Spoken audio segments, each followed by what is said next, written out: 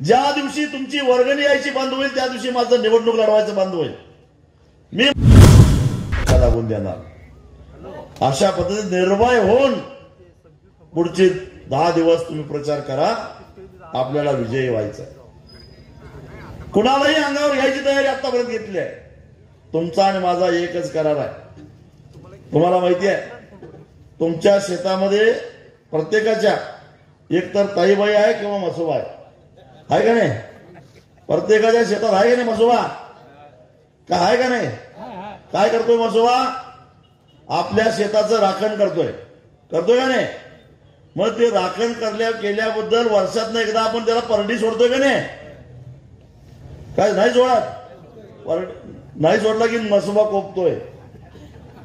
वर्षाला परडी सोडतोय का नाही मसोबाला? मग परडीत कोण कोंबडा कापतोय, कोण बकरं मारतोय. काही लोकांचं घोडं सुद्धा परडी असते पोळ्याची. पण प्रत्येक जण परडी सोडत असतोय मसोबाला. का तर मसोबानं आपल्या शेताचं राखण केलं आणि म्हणून एक कृतज्ञता म्हणून आपण परडी सोडतोय. मी सुद्धा तुमच्या ऊसाच्या फडातला मसोबाचा आहे, लक्षात ठेवा. आपोआप 200-300 रुपये वाढून मिळतात काय? तुमच्या ऊसाच्या फडाचं राखण कोण करताय? कोण करताय? मीच करतोय ना. तेव्हा म्हणून वाढत जातोय. मसोबा म्हणजे मीच की. मी तुमच्या फडातला मसोबा आहे. तुमच्या ऊसाचं, तुमच्या दुधाचं, तुमच्या गोठ्यातल्या जनावरांचं राखण करणारा मी मसोबा आहे.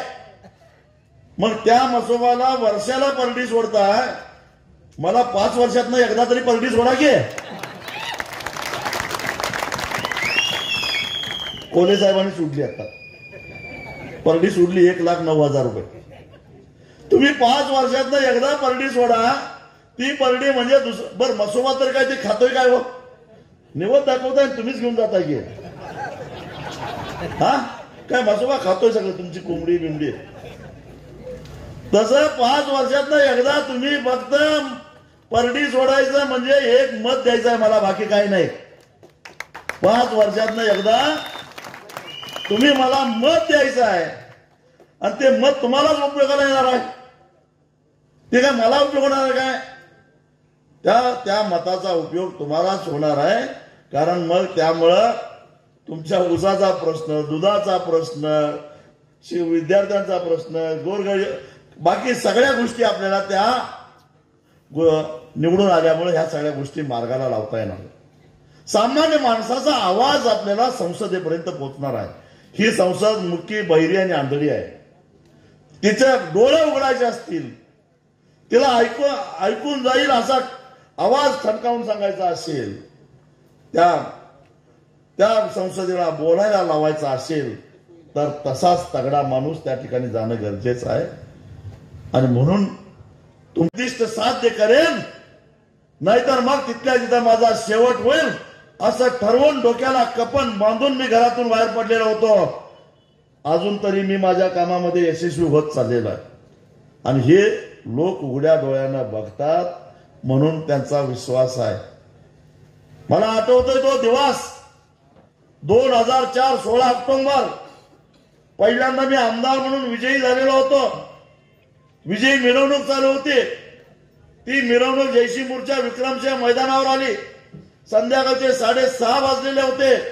सूर्य मावळतीला निघालेला होता आणि त्या मावळत्या सूर्याला साक्षीला ठेवून मी वचन दिलेलं होतं, ज्या दिवशी जन्माला आलो त्या दिवशी हा हात स्वच्छ होता आणि ज्या दिवशी शेवटचा श्वास घेऊन डोळे मिटेन त्या दिवशी सुद्धा हा हात स्वच्छ असणार आहे. हे वचन मी दिलेलं होतं आणि ते पाळलेलं आहे.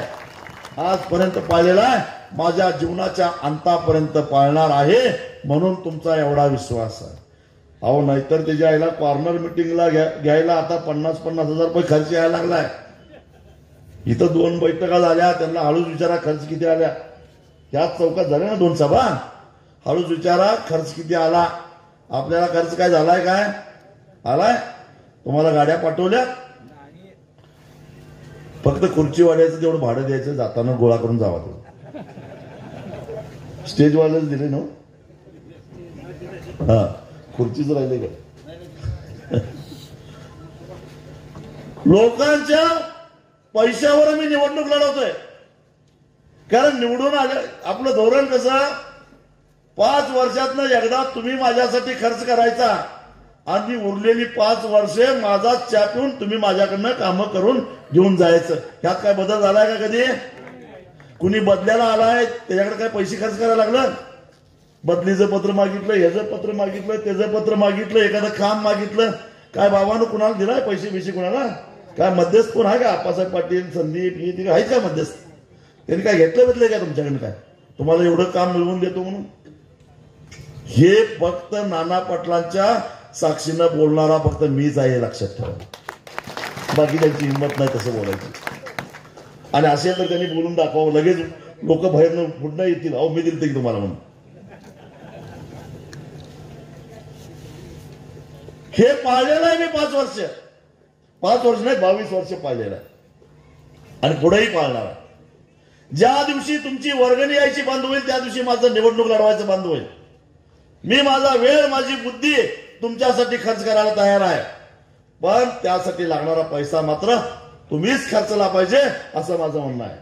मी माझा खर्च करणार नाही, कारण मी माझा पैसा खर्च केला तर निवडून आल्यावर माझ्या डोक्यात पहिला विचार काय येईल, खर्च झालेलं काढायचं कसं. मला काही टेन्शनच नसतंय, कारण मी केलेलाच नसतोय खर्च, म्हणून मला अशा पद्धतीनं वागता आलं हे लक्षात ठेवा. आता सुद्धा मला देश विदेशातील प्रत्येक घडामोडींचे लाईव्ह अपडेट मिळवण्यासाठी आता साम टीव्हीच्या सर्व सोशल मीडिया प्लॅटफॉर्मला लाईक, फॉलो आणि सबस्क्राईब करा. तसंच सर्व नोटिफिकेशनसाठी बेल आयकॉन प्रेस करायला विसरू नका.